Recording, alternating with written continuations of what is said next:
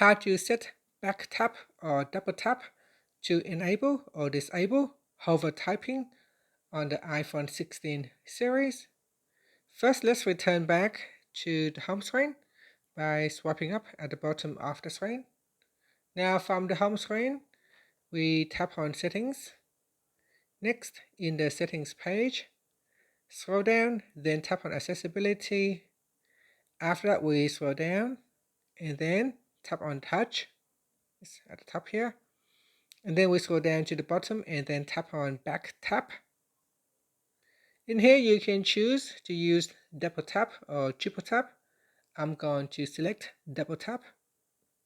Then we scroll down to the Accessibility section. Next, tap on hover typing, so select that. Now if you double tap, that will allow your phone to turn on or turn off hover typing. So here if I open up my Notes app, so when I type, I can turn hover typing on, so you can see it show the screen right here, a small pop-up of what I type in. I can double tap to switch it off. And that's it. So that is how you can assign the back tap or double tap to enable or disable hover typing on the iPhone 16 series. And that's it. Thank you for watching this video. Please like and subscribe to my channel for more videos.